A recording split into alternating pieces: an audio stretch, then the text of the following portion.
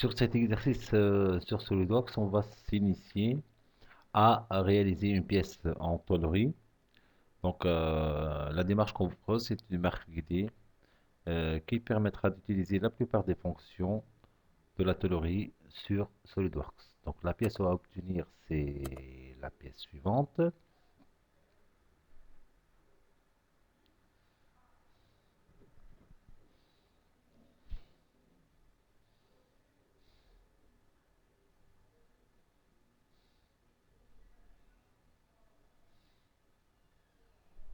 Donc, ça, c'est la pièce finale. Ça, c'est la pièce en état déplié. La voici.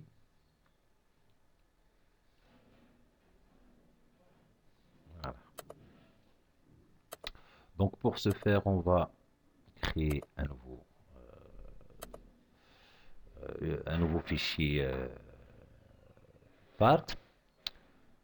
Bien évidemment, on va utiliser la barre d'outils tôlerie, la voici, et on va commencer notre pièce par le choix toujours d'un plan de travail, en plan de face ou le plan de dessus, sur lequel on va exécuter une esquisse, et une esquisse de ce genre-là.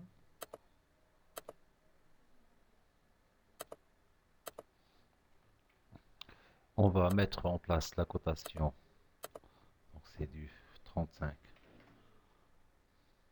et du 35. Cette cote est de 140 et cette cote, elle est de 80. Donc ça c'est l'esquisse principale. Pour réaliser le début de la pièce, donc on va tout simplement utiliser la fonction extrusion. La fonction extrusion, donc on va utiliser la fonction mince puisque automatiquement, tant que l'esquisse elle est ouverte là, donc automatiquement vous allez trouver que la fonction mince elle est active. Donc l'épaisseur qu'on propose c'est l'épaisseur de 2 mm et une hauteur de 150. Je valide.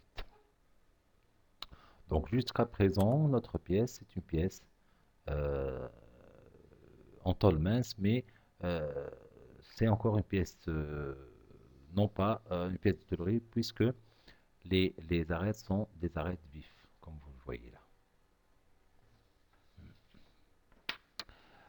Alors, on va choisir une surface. Donc, on va choisir une surface sur laquelle on va ajouter une esquisse pour faire de l'enlèvement de la matière.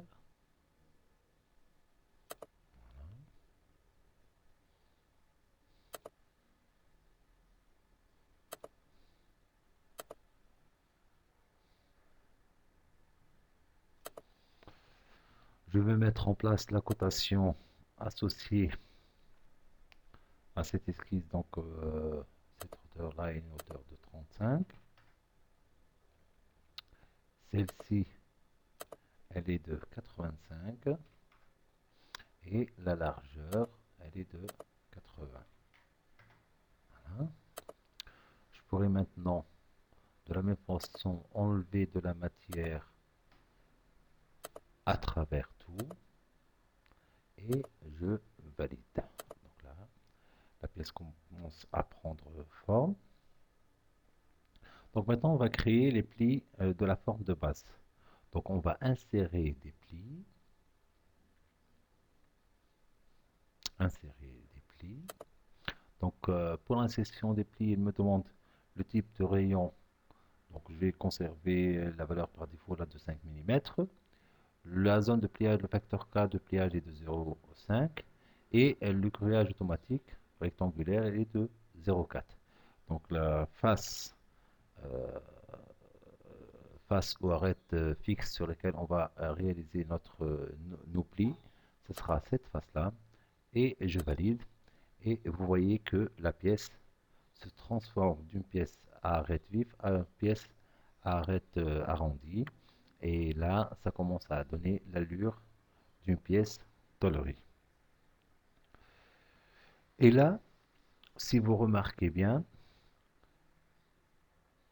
ça apparaît la notion de tôlerie qui n'existait pas avant cette opération-là d'insertion de pli.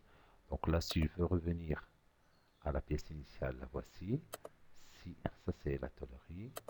Donc ça c'est, voilà. Donc l'état de pliage, de dépliage et l'état de pliage. On va y revenir par la suite.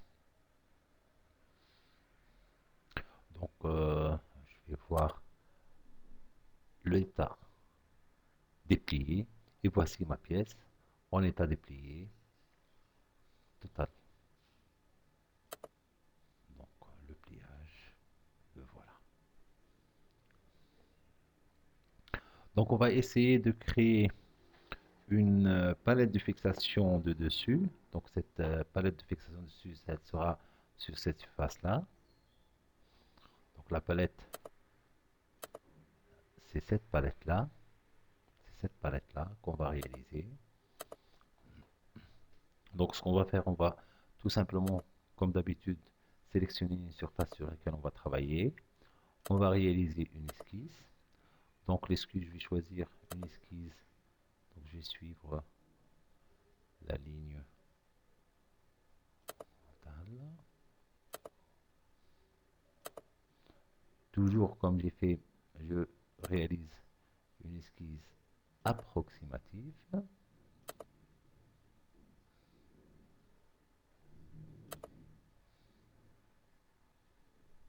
Voici mon esquisse. Je vais mettre en place mes cotes. Donc je commencerai par cette cote-là qui est de 9 mm. De l'autre côté aussi, c'est une cote qui est de 9 mm. Cette largeur-là, elle est de 20. Celle-ci, elle est de 20 aussi. La profondeur, c'est une profondeur de 30. Et la hauteur totale, elle est de 70. Sauf que vous voyez bien que là, les deux formes ne sont pas collinéaires. Ces deux lignes ne sont pas collinéaires. Donc on va essayer d'imposer une collinéarité entre cette ligne et cette ligne. Donc je sélectionne, Shift, je sélectionne la seconde et j'impose une collinéarité. Donc c'est une contrainte géométrique entre deux entités. Et là, j'ai mon esquisse totalement contraint. Alors sur cette esquisse-là, on va réaliser une extrusion. Donc une extrusion de 2 mm bien évidemment. Et je vais dire lié à l'épaisseur. Donc sans que j'appuie sur les 2 mm, je lie à l'épaisseur. Et automatiquement, si je valide, donc automatiquement, la pièce est liée à l'épaisseur. Donc si je remonte cette fonction-là, donc avant l'état de la tôlerie, avant l'état de dépliage, vous voyez que automatiquement le pliage est pris en considération même sans le mettre sur le dessin. Donc là, j'ai créé la patte de fixation de dessus. Je vais maintenant réaliser des perçages à ce niveau-là. Donc ces perçages-là, ces perçages-là, les voici. Donc tout simplement de la même façon, donc je vais mettre une esquisse à ce niveau-là. Donc je vais imposer les cotes nécessaires par rapport à cette profondeur-là, donc et cet axe, ça sera du 15 mm. La distance du centre par rapport à cette ligne, elle est de 10 mm. Et le diamètre, il est de 10. Si je veux que j'ai la même forme, donc je peux utiliser une notion de symétrie, entité symétrique. Donc il faut que je mets en place une ligne de construction au milieu